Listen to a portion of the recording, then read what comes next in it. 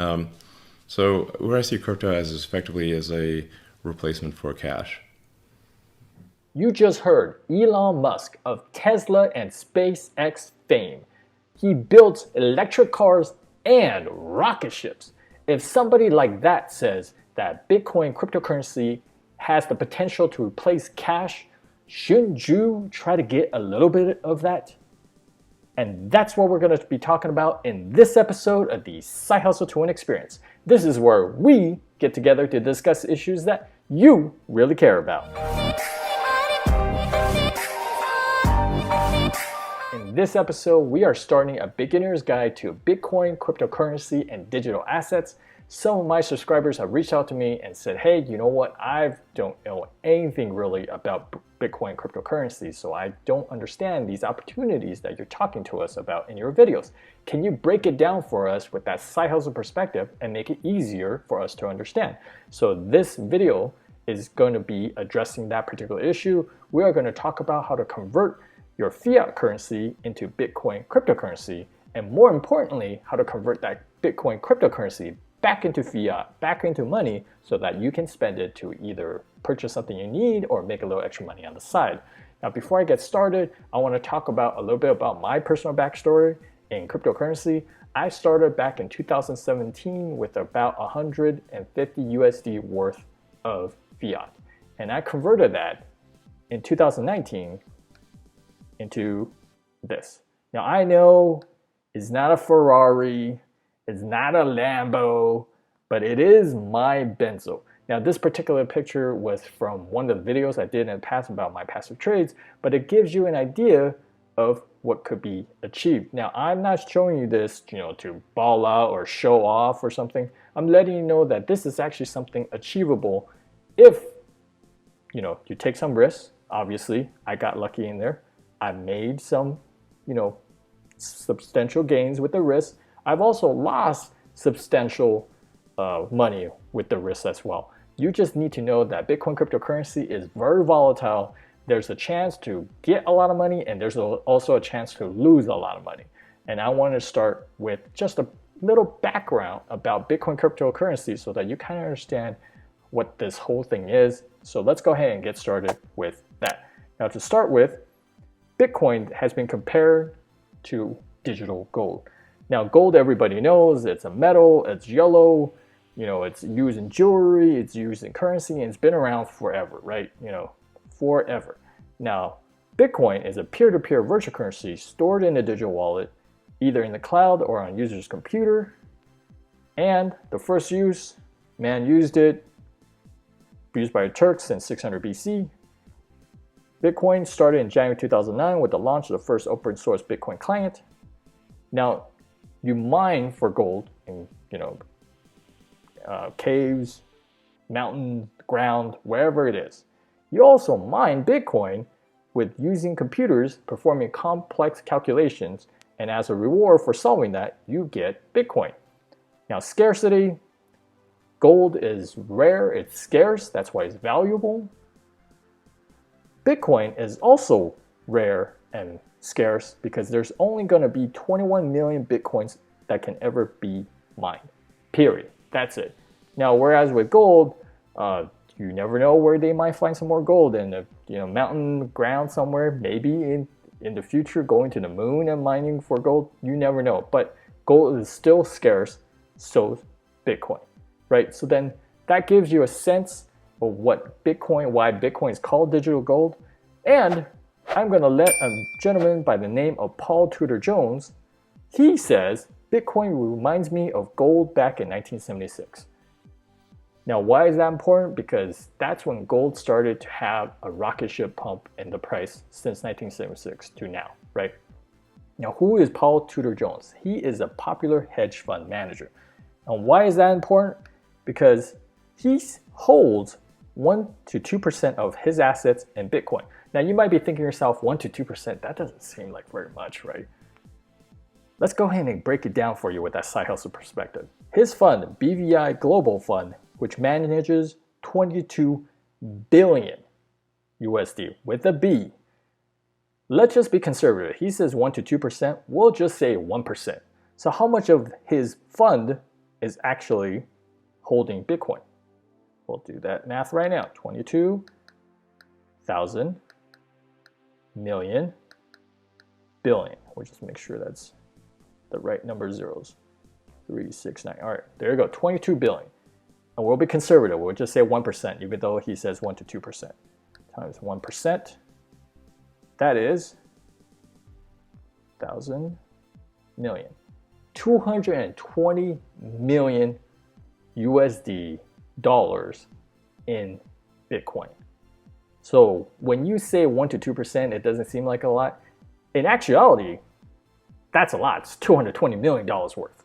And this guy is a world-renowned hedge fund pioneer, so he's very respected in the regular financial institutional market, right? And now he's one of the first people to come out and say, hey, I am personally investing not just my money, but the fund that he manages, 220 million at least, it is more because he said 1 to 2% of his fund in Bitcoin. Now, why is that important? Why would he do something like that? I want to show you another chart why somebody like that, where you just put 1 to 2% of your portfolio into Bitcoin, why it can matter a lot. And it's because of this. I want to show you this chart. This is the Bitcoin value growth compared to other assets within the last decade, starting from 2010 to 2020. Now, the green line represents real estate.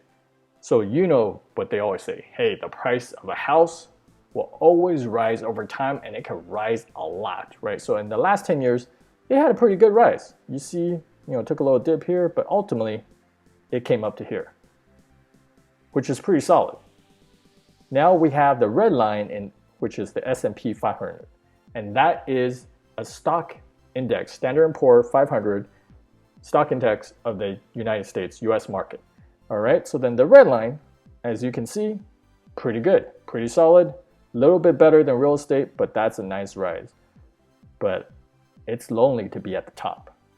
And what is at the top? BTC, Bitcoin. Bitcoin towers over the rest in its performance for the last decade.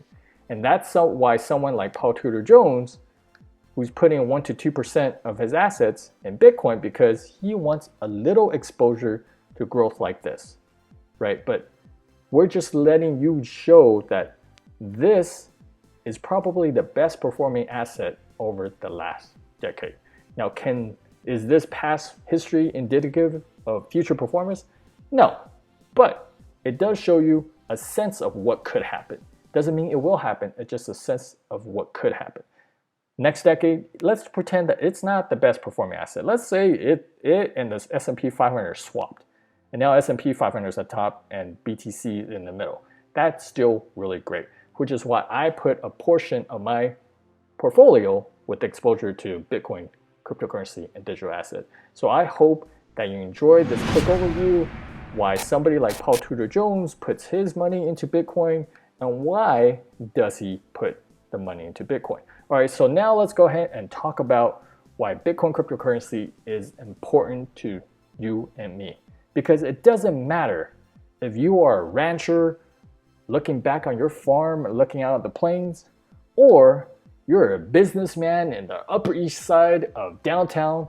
With cryptocurrency and the internet, both of you will have access to the same opportunities that cryptocurrency gives you. Whereas before, this gentleman over here might be privy to some opportunities that this rancher person or farmer just doesn't get exposure to because, they're just not around opportunities like that. But with the invention of the internet, which gives you the freedom and information in cryptocurrency, the opportunity at generational wealth, it levels the playing field a little bit for both people, for everybody, essentially. So how do you convert fiat, your money, into cryptocurrency? I'm going to talk about a couple of platforms and give you pros and cons a little bit over it. To start with, one of the most popular, Coinbase. It is one of the oldest exchanges that's around. They support Bitcoin, Ethereum, Bitcoin Cash, Litecoin, and a bunch of other cryptos, right? It's been around forever. It's supported in most countries. They have an app on Android and iOS. It's very popular. I But personally, I would start here me, like very many other people, I started with Coinbase and I have moved away from it because even though Coinbase is easily accessible, their app is nicely done, everything is very easy and simple, Coinbase has itself a bunch of limitations where they are sometimes can be very slow to withdraw money, sometimes they're very slow to put in money from your bank, and sometimes they like to hold your assets and not let you withdraw with some weird reason. As of right now, I currently have some Bitcoin that's stuck on Coinbase that I'm trying to withdraw and they're not letting me for security reason, even though it's my own money, which is counterintuitive to the spirit of Bitcoin cryptocurrency, because Bitcoin and cryptocurrency, it's all about empowering you, giving you the responsibility, letting you be your own bank so that you can manage your own money, do with it what you please, however you please, whenever you please. And sometimes Coinbase has a lot of strict policy and rules, and if you just by accident trip one of those things, they lock your funds up. So I would suggest Coinbase as a starting point, but eventually you probably want to check out some of the other things that I talk about in this video, or use this as a starting point and then bridge into other things when you feel more comfortable. And don't worry, I'll leave links to everything in the link description down below. Now the next platform I want to talk about is Crypto.com. And Crypto.com is, they're also an exchange. They just launched their exchange. They are a way to purchase crypto, and as you can see, you can buy crypto with 0% credit card fees right now. They usually have a 3.5% fee for credit cards, but that is being waived right now as a part of the special promotion. I am personally right now using Crypto.com. I actually have a crypto debit card with them that gives me a cash back with crypto with staking their MCO tokens.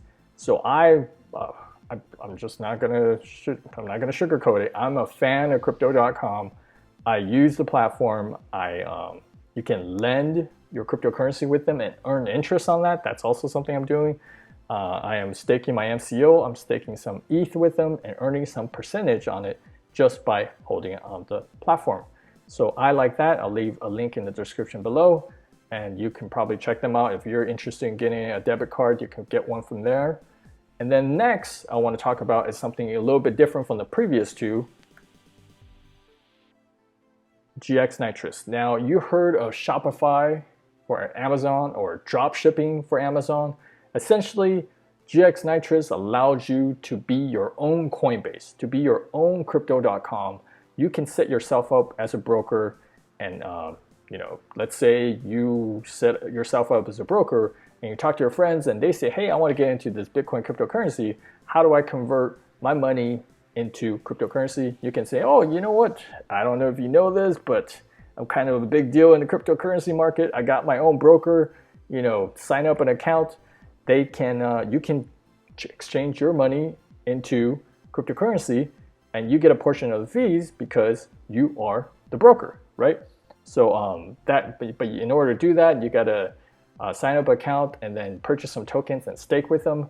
I've done that in the past, way back when this platform first started. So then I've used this particular platform to essentially trade for crypto back into fiat back into crypto, and I collect my own fees, obviously. So that's the nice part about that, which is why I want to plug this in. I'll leave a link in the description below. And then the last I want to talk about CoinMama. CoinMama is the other big name in cryptocurrency. Essentially, they are supported across 188 countries. So if your country doesn't allow the other three platforms I talked about, you probably want to check out CoinMama, as they support a wide variety of countries. Now, all these particular platforms, they all require you to do some sort of KYC, ID identification. That way you can access your bank info, do bank transfers, and even with the case of Crypto.com, you can buy crypto with credit cards. But some of you are in cryptocurrency because you want to be controlling your own money. You want to have the power to control your own money. You want to have the power to do whatever you want with your money, and you don't want to be tracked, because a big part of cryptocurrency is the freedom to be responsible and also to keep your information private. So I understand that, and I want to provide some private options for you in case you don't want to do any KYC, in case you don't want to verify, in case you don't want people tracking what you do with your own money, right? So one of those options is you go take your Bitcoin and you convert it to cash at a Bitcoin ATM. And that way, essentially, it's just like going up to ATM and putting in your ATM card and withdraw cash, but instead you punch in your Bitcoin info and then you exchange your Bitcoin into cash. Now, I did want to mention that in order to do that, they do charge a high fee. It's a little bit pricey, but some people feel that it's worth it in order to keep their transactions private. Okay, so then you can use a website like this, Coin ATM Radar, where you can put down your address where you're close to and you search for the closest Bitcoin ATM close to you. All right, on top of that, you can also use a platform like Paxful. Now, Paxful is, I want to say, alternative to local Bitcoin. And essentially what this is kind of like a marketplace where you have other people just like you exchanging cash fiat for cryptocurrency and for cash fiat into cryptocurrency and back, right? So then these are the top payment options in USA. I want to mention Paxful because they have one of the most wide variety of payment options, but you have to be in the USA. So for those of you that are my USA subscribers, you can check them out. Bank transfer, PayPal, Zelle Pay, cash deposit at bank, Amazon gift card, Western Union, stuff like that. Now, if you're not in the US, you can check out something like Local CoinSwap. And Local CoinSwap is essentially like just almost a duplicate of local Bitcoin, where it's all over the world. You can see here somebody from Australia, they're buying and they're paying 14,048.19 AUD, which is 5.14% above the market price. And they have 688 likes. Old timer, cardless cash. This is the price they're paying for it. Bitcoin Babe, bank transfer, so on and so forth. And then basically you go on here and you register an account, and preferably you do deal with somebody that has a high reputation.